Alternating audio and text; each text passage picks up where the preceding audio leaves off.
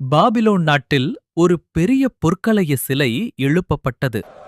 எல்லோரும் அதை வணங்க வேண்டுமென்று கட்டளை பிறப்பிக்கப்பட்டது. அந்த நாட்டின் ராஜா நேபுகாத்நேச்சர் இசை ஒலிக்கும்போது அனைவரும் சிலைக்கு முன் பணிய வேண்டும் என்று கூறினார். ஆனால் சாத்ரக், மேஷாக், அபேத்நேகோ மட்டும் தங்கள் தேவனை விட்டு விலகவில்லை. அவர்கள் வணங்கவில்லை. இதைக் கேட்ட ராஜா கோபமடைந்தார். அவர்களை எரியும் அடுக்குக்குள் போட உத்தரவிட்டார். அந்த அடுக்கு சாதாரணத்தை விட 7 மடங்கு சூடாக்கப்பட்டது. அவர்கள் அதில் எரியப்பட்டார்கள்.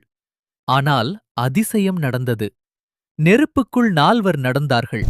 தேவன் அவர்களுடன் இருந்தார். ராஜா அதை பார்த்து அதிர்ச்சி அடைந்தார். நாம் 3 மட்டும் தள்ளவில்லைனா என்று கேட்டார். அவர்கள் நெருப்பிலிருந்து வெளியே வந்தார்கள். எரியாத உடம்பு, புகை வாசனையும் இல்லை.